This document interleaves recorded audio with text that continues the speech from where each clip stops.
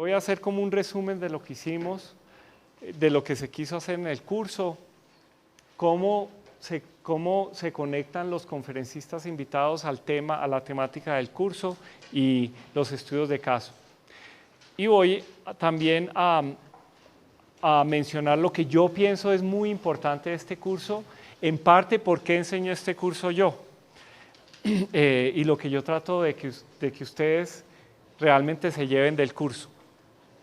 Entonces, primero, el primer punto importante del curso es que, fíjense que este es un curso que se llama Marketing en la Industria Alimenticia, pero incluye mucho más que marketing, ¿sí? Cubrimos muchos aspectos. Entonces, el primer punto para mí importante que ustedes se lleven es que el sector de alimentos es especial. Primero, cuando uno está trabajando en el sector de alimentos, algo que honestamente a mí me atrajo de trabajar en el sector de alimentos, ya seamos retailers, ya tengamos un restaurante, ya sea que estamos en logística, en distribución, en producción, en agroindustria, es que trabajar en el sector de alimentos se siente bien, ¿sí? Porque la cadena alimenticia es muy importante. Si usted come poco, se muere, está desnutrido. Si come mucho, se enferma. Si come con químicos, se enferma, ¿sí? La nutrición, la buena nutrición es algo esencial para cualquier ser humano, ¿sí?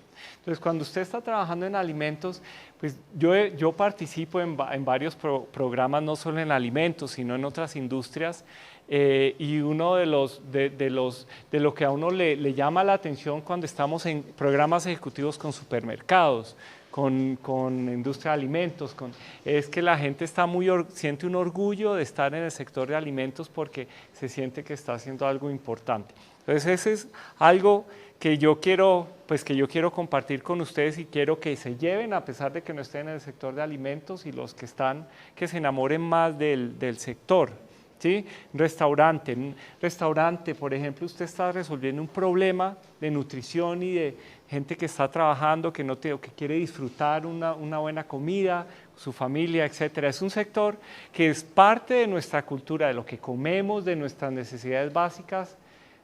Entonces, eso es para mí lo más importante. ¿Por qué? Este es un curso que no es de marketing en la industria, sino en la industria alimenticia, ¿sí? Entonces, yo quiero que se lleven eso. Segundo, si miramos la estructura del curso, nosotros empezamos la primera clase muy brevemente, porque este no es un curso de métodos, ¿sí? Los métodos que se utilizan a entender la industria de alimentos son múltiples, y todo lo que ustedes aprenden en logística, en investigación de operaciones, en economía es muy útil aquí. Pero vemos que hay dos elementos importantes aquí, es que yo pienso que son importantes como base para entender el desempeño de una cadena alimenticia. Una es el mercadeo, que vemos es los conceptos básicos del mercadeo, para entender desempeño pues, de las cadenas alimenticias. Y la otra son algunos principios básicos de economía, que lo revisamos muy brevemente en la primera clase. Entonces yo creo que eso es muy útil. Nosotros empezamos con eso y vamos, ¿qué hicimos en el curso? Como les digo, empezamos con el sector de retail. ¿Por qué? Adrede es esto, porque es un sistema en donde está dirigido por el mercado. Por eso leímos marketing, la miopía de mercado, que yo espero que es una lectura que se hagan frecuentemente, porque es como refrescante, lo hace pensar a uno en el negocio en que está uno, en el día a día en que uno está, olvida la perspectiva amplia de su negocio, y existe en el sector de alimentos. Entonces empezamos a decir, dado que la premisa es un sistema dirigido por el mercado, ¿sí? Entonces es entender quién es el consumidor final, y entonces entender cómo una cadena de suministro es apropiada para atender las necesidades de esa persona que necesita nutrirse, sea una persona pobre en un área rural, o sea una persona de altos ingresos en un restaurante fino, ¿sí? Todo el espectro de consumo. Entonces, eso. Entonces, después nosotros nos vamos a entender qué está pasando en el mundo, en el sector de retail, ¿sí? Y vemos que son muchas cosas que están pasando, ¿sí? Una, la que a mí más, de las que a mí más me llama la atención, especialmente en los últimos 2 años, es esa proliferación de canales de distribución, ¿sí? Están vendiendo a uno alimentos, ahí sí como dicen, hasta en la sopa, ¿sí? Vemos que los alimentos, los alimentos están siendo vendidos en formatos de droguerías, en muchos sitios, la distribución directa, que pensábamos en el 2004, 2005, que las experiencias, estoy hablando a nivel global, de distribución directa, fracasaban. Vemos hoy en día que están creciendo de una manera interesante, ¿sí? Vemos también los procesos de consolidación, que hablábamos aquí de consolidación del sector de grandes superficies en países como Colombia, ¿sí? Dada la saturación de los mercados en Europa, en Estados Unidos. Entonces, allá no hay crecimiento, allá no hay crecimiento. Allá lo que hay es una reformulación del negocio donde hay una competencia de canales por ganarse al consumidor. Aquí estamos con países como Colombia, un proceso de consolidación como lo tenemos ya hoy en día, pero yo creo que en el futuro próximo, y pues ya se está dando, es igual que pasa allá, una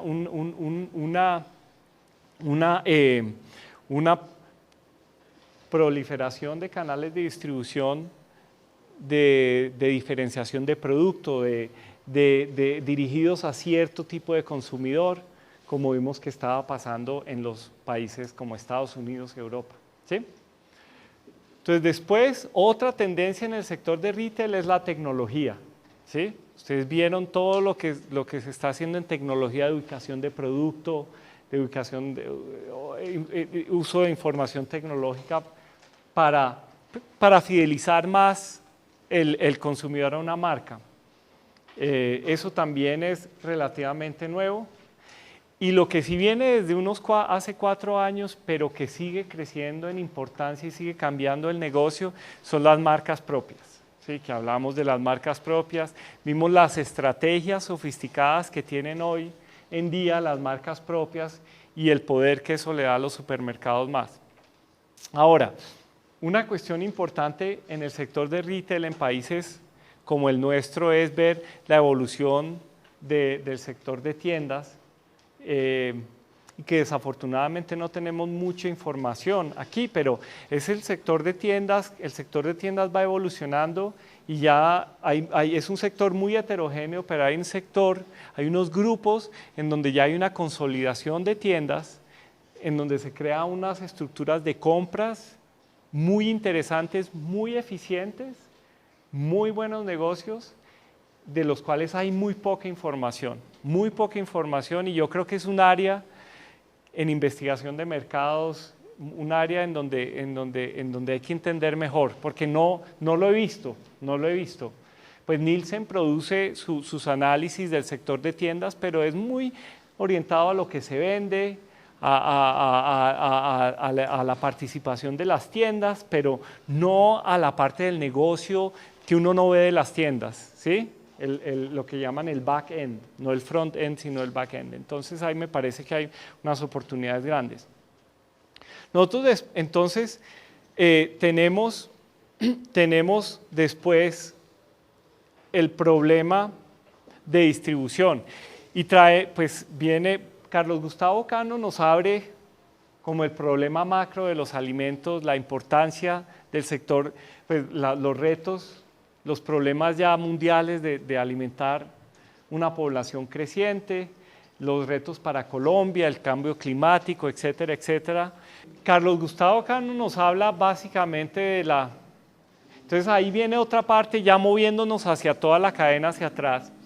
Entonces, si ustedes piensan, otro elemento importante moviéndonos hacia atrás es, si ustedes piensan, a excepción de Gustavo, porque Gustavo tiene un producto de bajo volumen y de muy alto valor, pero si ustedes piensan en las presentaciones de Carlos Hagel y en la presentación de Carlos Gustavo Cano, hay dos elementos muy importantes ahí que me parecen críticos. Uno es la necesidad de profesionalizar, ¿sí? De tener profesionales en el sector de la cadena alimenticia. Los tenemos seguramente en el retailing y en la industria de procesamiento, pero hay muchas otras eslabones en la cadena, en la parte de producción, en la parte de distribución, de agregación, en donde se necesita mucha internacionalización. Y el otro elemento del que hablamos que es muy importante es, yo creo que es esa necesidad de ser grandes, ¿sí? De pensar en grande, y es algo que está en las premisas del curso, que es que en el negocio de alimentos hay que pensar en grande. Si ustedes van a un sector como frutas y verduras, de frutas, y uno piensa en el sector de frutas y verduras que es pequeño, pero uno va, por ejemplo, a una finca en California donde recogen lechuga, donde recogen brócoli. Eso es impresionante, la escala y lo intensivo en capital que es ese negocio. Y lo que vemos aquí es que por lo menos en algunas de las zonas, como por lo que vemos en la altillanura. Ahora, por ejemplo, la zona de La Guajira, que es seca y donde ya va a haber agua por el distrito de riego de Ranchería, es para que haya una agricultura a gran escala, muy industrial, con mucho capital. Entonces, pues son dos cosas que nos habla: la necesidad de atraer capital humano, gente preparada, joven, para lo que llama, por ejemplo, Carlos Hagel la empresarización del campo, y Carlos Gustavo también, y lo mismo nos decía, y lo otro es grandes inversiones de capital que se están dando. Como vimos con Carlos Gustavo y con Carlos, la zona de la altillanura es una de las zonas de mayor inversión, si no la mayor inversión en este momento en el país, ¿sí? Entonces, eso. Bueno, ahora nos movimos también después en la cadena de suministro con el juego de la cerveza, la importancia de coordinar y de ayudarse, ¿sí?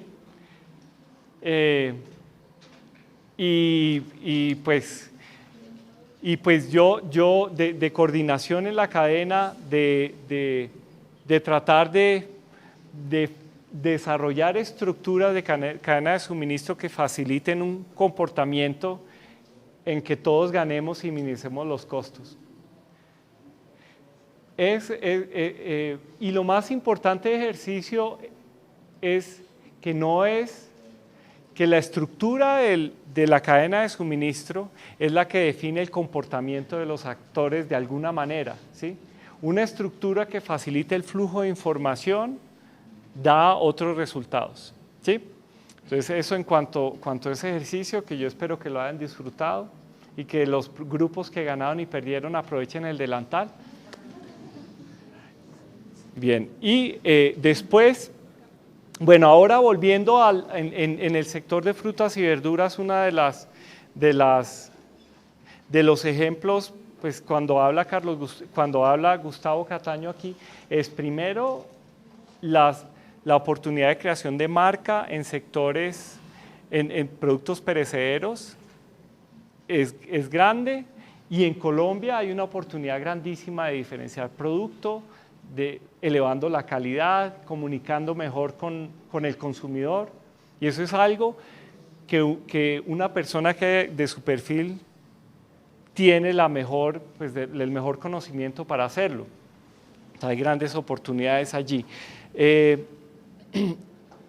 Después, pues una de las cosas que me parece más interesante con Gustavo Cataño es, si ven esa estrategia si ustedes ven, es muy parecido a lo de Montgras internacionalmente. No se invierte en promoción, sino que se crece una categoría, ¿sí?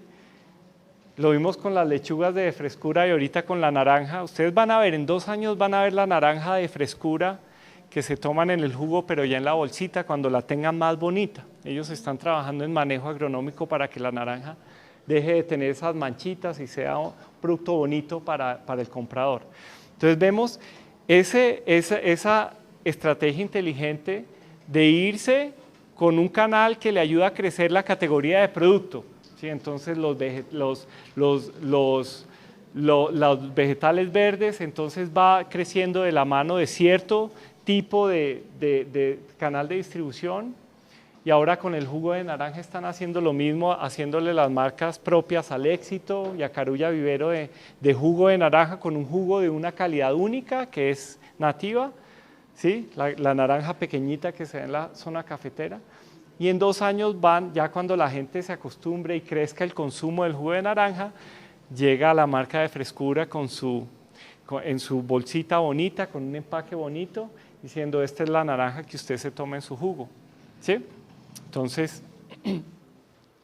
Entonces esa estrategia me parece única, que uno no la ve en ningún caso pues así claro en el sector de frutas y verduras.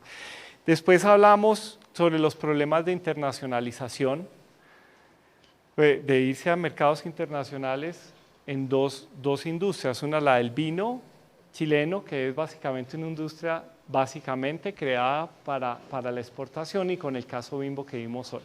Entonces, pues fíjense que vemos, y con Carlos Hagel vemos la parte de producción, de agroindustria eficiente, con grandes necesidades de inversión en capital, infraestructura, pero también en bienestar para las personas que eventualmente van a migrar a trabajar a la zona de la altillanura.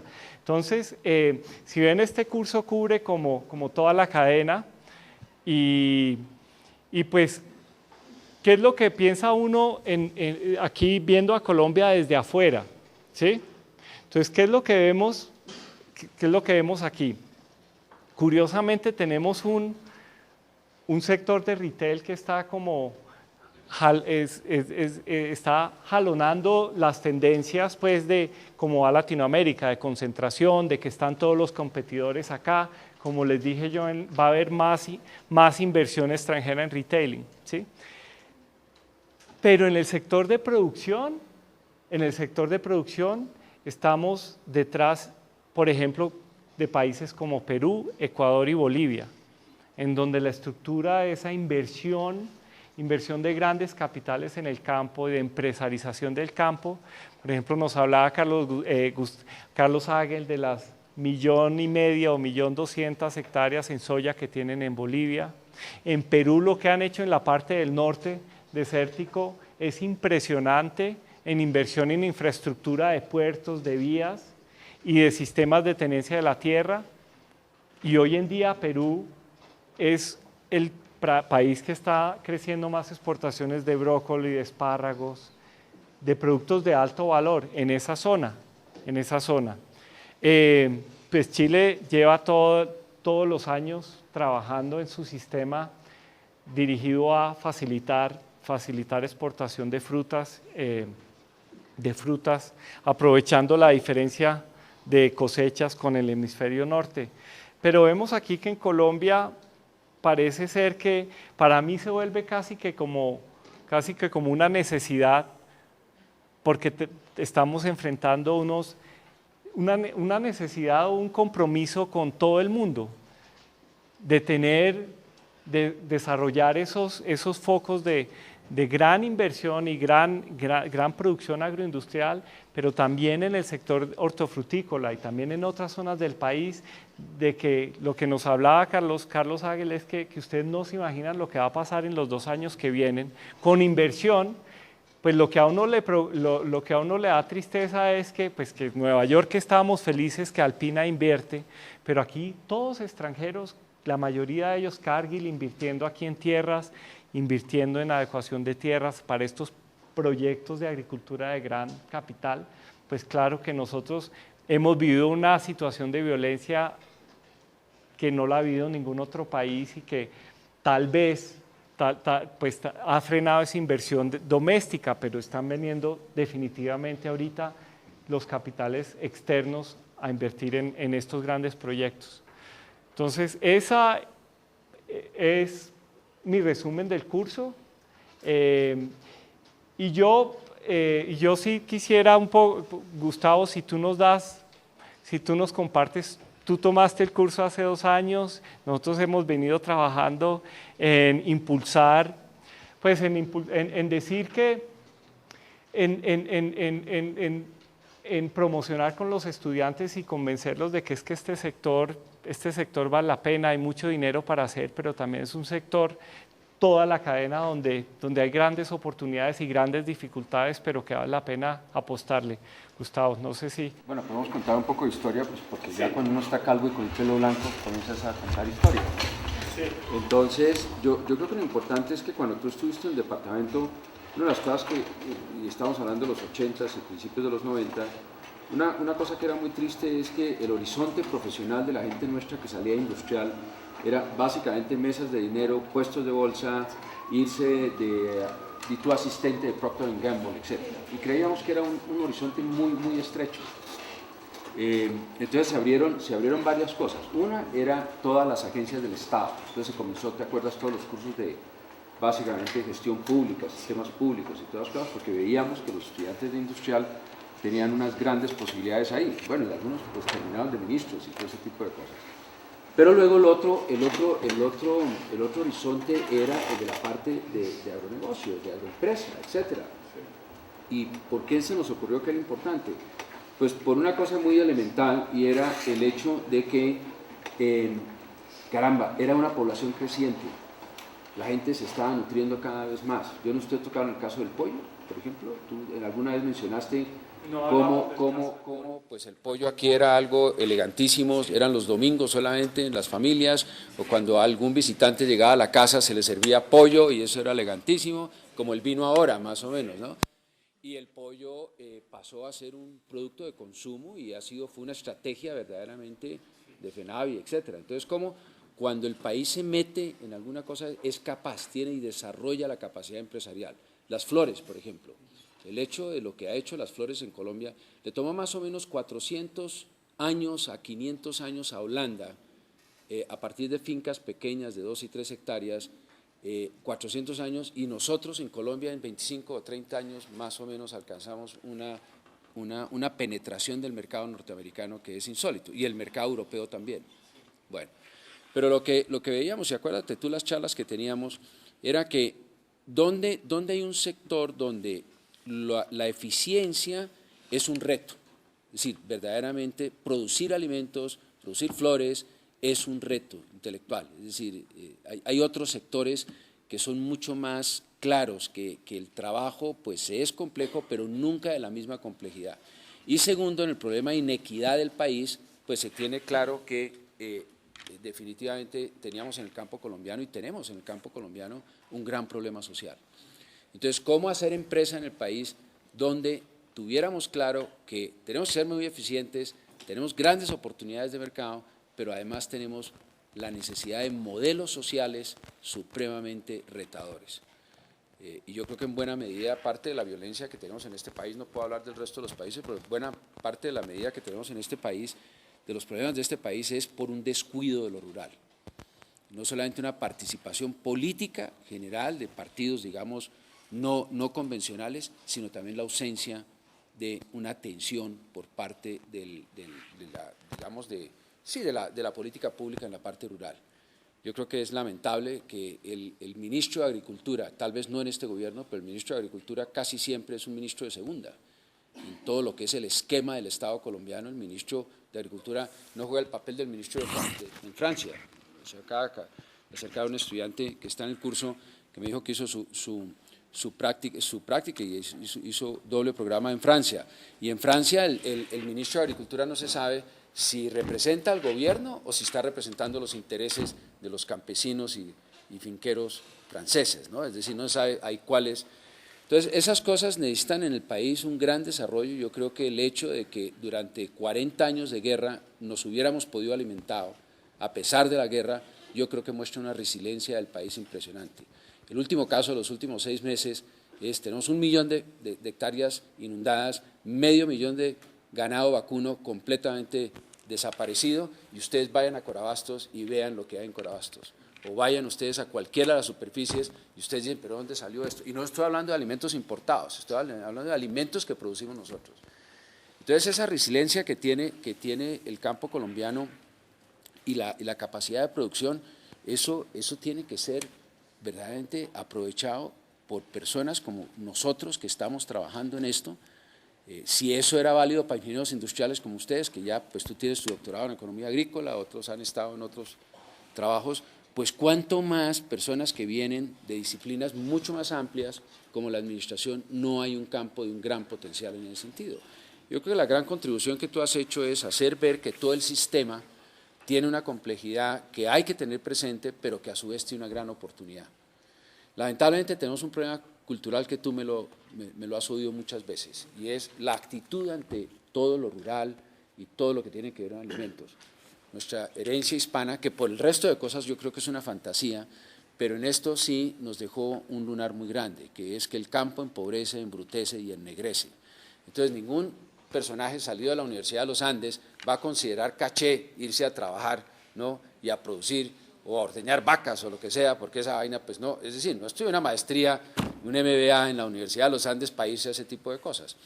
Entonces se pierde, por ese lastre cultural, se pierde una gran oportunidad, me da la impresión, que los países del norte lo han resuelto, es decir, ser finquero en los Estados Unidos o trabajar en retail de alimentos o lo que sea, pues es una cosa honrosa, es una cosa que verdaderamente pues es igual a estar en una mesa de dinero o lo que sea. Afortunadamente lo de las mesas de dinero y los puestos de bolsa ha llegado a tal desprestigio, ¿no?, en los últimos 2 o 3 años, ¿no?, que tenemos la oportunidad de que por lo menos los estudiantes nuestros vean otras oportunidades.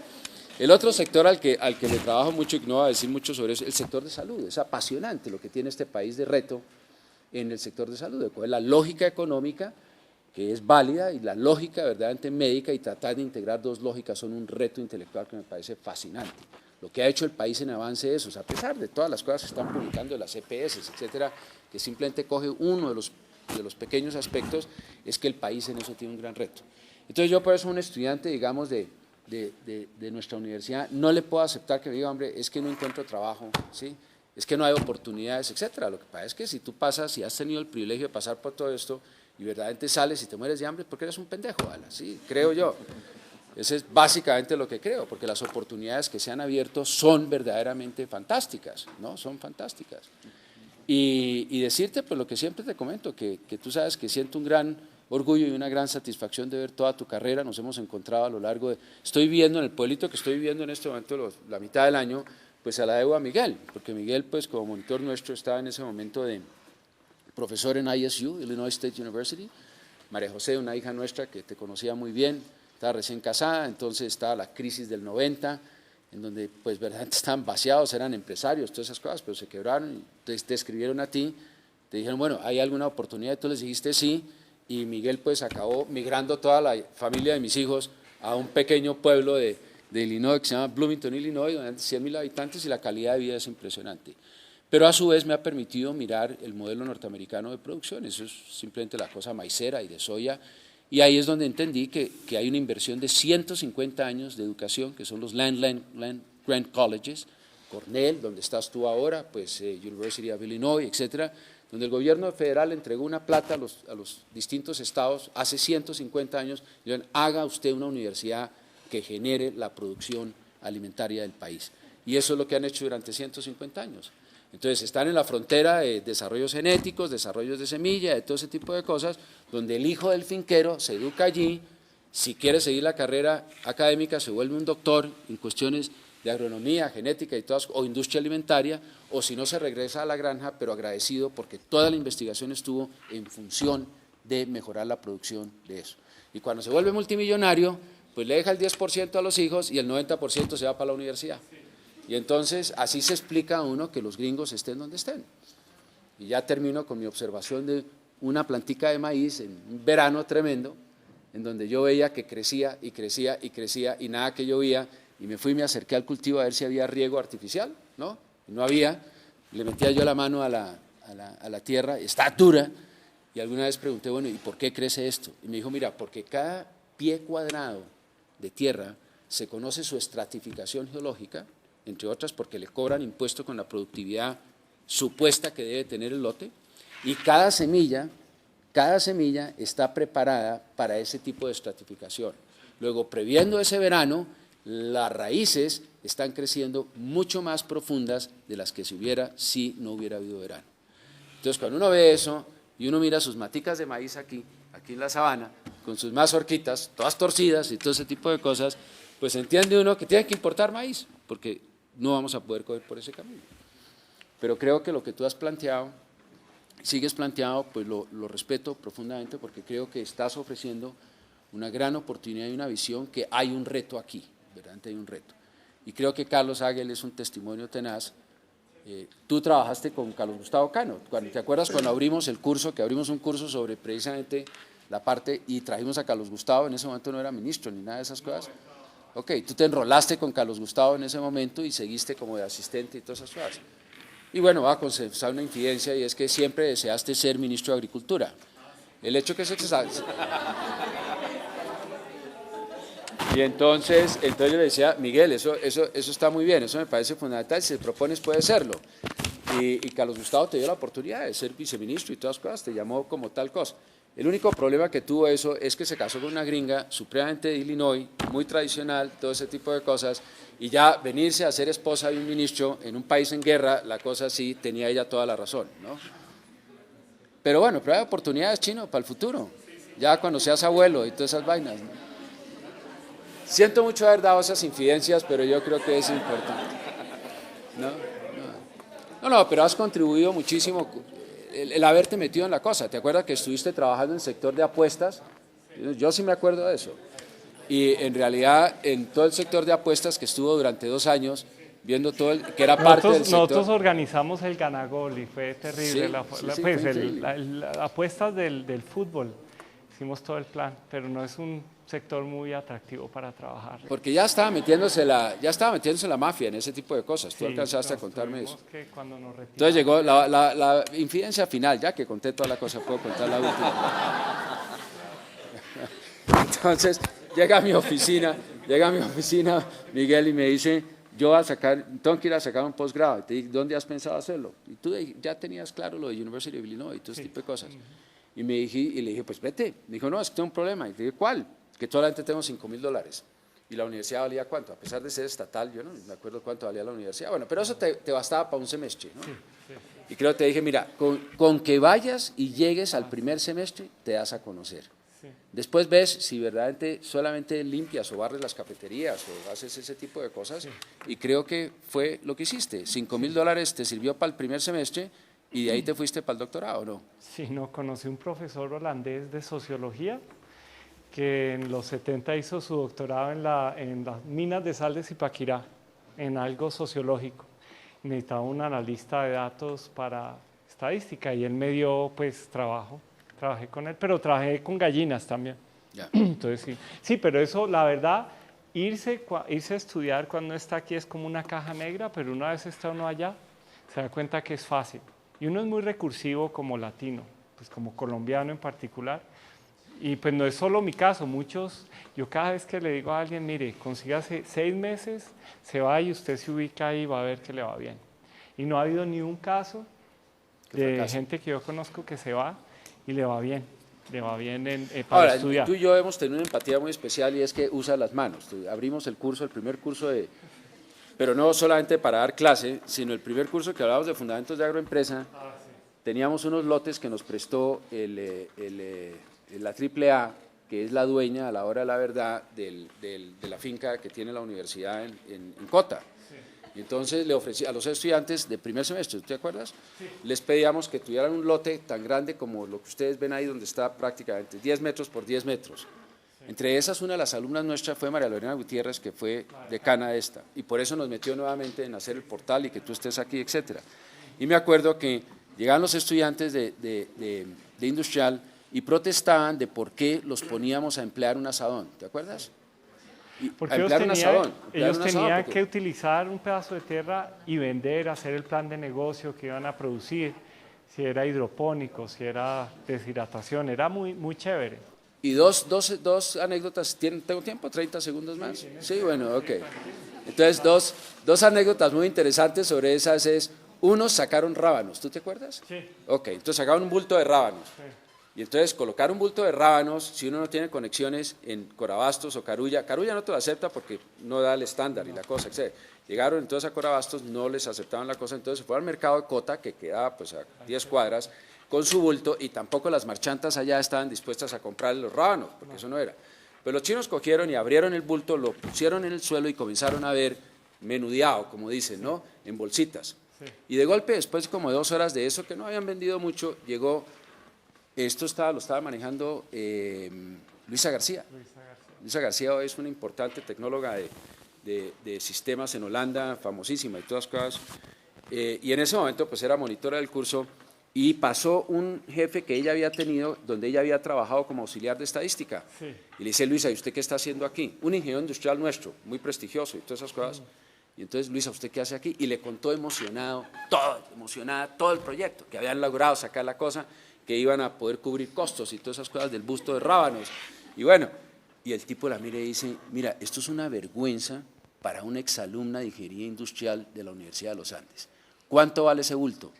Y ella ya había hecho los cálculos, 25.000 pesos. El tipo sacó los 25.000 pesos, se los dio y le dijo, y ustedes se van de aquí, ¿ok?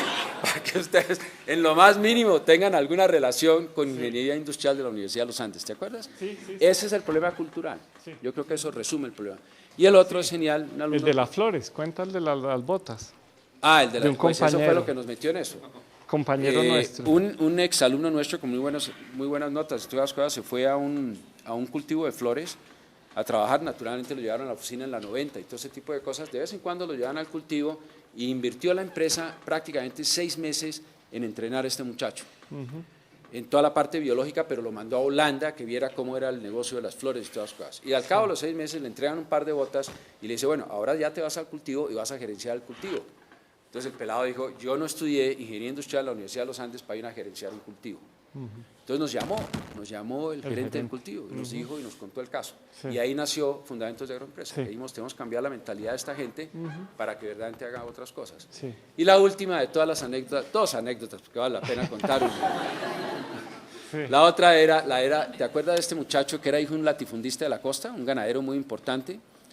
Y el muchacho protestó y se le formaban unas callosidades y las cosas, y era de los que decía, ¿cómo es esto? Yo estoy pagando, en ese momento eran 700.000 pesos, ¿cómo es que estoy pagando 10 millones de pesos de una matrícula para que pongan ustedes a usar un asadón? Sí. Y digo, bueno, es parte del aprendizaje. Y al final recibimos una carta del papá, yo no sé si te acuerdas. Sí. Oiga, Miguel y Gustavo, ¿qué hicieron ustedes para enseñarle a mi hijo a gozar el campo? ¿Te acuerdas? Porque al final ya estaba transformado el tipo. Sí. Ya había ido a la finca, había hablado con los capataces y todas las Sí. cosas y había transformado completamente. Sí. Y el último era el hijo de Malterías, del gerente de Malterías, Sí. que llegaba aquí a la universidad en carro con chofer y todo ese tipo de cosas. Y un día llegamos allá al cultivo de Cota, del noviciado, y yo que veo un Mercedes-Benz con el chofer sentado, ¿no? Leyendo el periódico, ¿no? Estaba así. Y su jefe, ¿no? Estaba cultivando y usando el asador. Sí. Y dije, aquí estamos transformando el país, ¿no? Básicamente. Bueno, eso es lo que nos tiene cercanos y seguimos juntos en la Vea, cosa. para darles un ejemplo, las compañías más exitosas de supermercado en los Estados Unidos, a los empleados, a todos, les hace días de campo. O sea, conocer a todos los proveedores de frutas, verduras, todos los gerentes tienen que ir. Entonces es esa cercanía, porque ellos dicen, tienen que entender de dónde viene esto, ¿sí? Entonces es ese contacto con el sector, con el origen de los productos. Y eso repercute en satisfacción de empleados y de clientes. ¿Y tú ya le contaste el modelo actual, que es el finquero directo con el consumidor? Que están pidiendo, Sí. Tú nos mandaste esa información, Sí, yo les que es conté que tú vas y entonces el finquero produce para ti, Sí. y tú le das una cuota Sí. y entonces estás recibiendo tomates frescos, lechugas frescas, Sí. etcétera, Sí. que tú quieres directamente en la casa, ¿no? Ese es un negocio interesante. Yo le he estado preguntando a varias gente aquí, por ejemplo, mi hermana que trabaja, y yo le preguntaba, ¿y esto a usted le interesaría? Y me dice, sí. Y siempre habla uno con la gente, pues que le traigan a uno a su casa o a un centro de distribución donde uno pueda recoger productos frescos. Aquí en Colombia nos gustan los productos frescos. Tenemos que consumir más frutas y verduras, consumimos muy poco, irónicamente, comparado con otros países. Entonces, bueno, pero con eso no sé, yo creo que con eso cerramos el curso. Otra cosa, lo último que les quiero comentar, ustedes se dieron cuenta, Carlos Hagel perdió 2.000 millones de pesos y sigue ahí. Carlos Hagel con las inundaciones del valle. Entonces, eso sí es muy de la producción rural. Usted se acostumbra a perder. ¿Te acuerdas, Gustavo, en el noviciado, cómo era que se llamaba el capataz que tenía su... Yo no acuerdo, sí. No, pero tenía su cosa de trigo y maíz y lo perdieron en una helada.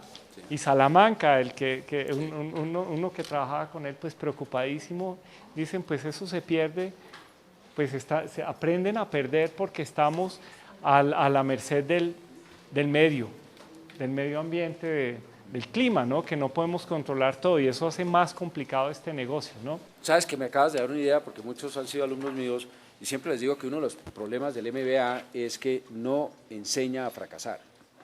Y en realidad tú lo que ves es que el problema ético que se genera es personajes que no estaban dispuestos a fracasar y su imagen no estaban dispuestas a perderla como tal. Y con lo que acabas de decir tú es que el campo sí te enseña a fracasar. Pero a la larga, ¿quién era el que? Alberto García nos decía, el campesino siempre vive pobre pero muere rico. Sí, le deja las cosas a los hijos como tal. Bueno, entonces muchas gracias, fueron un muy buen grupo, yo disfruté las clases que vine y nos vemos pronto. Gracias.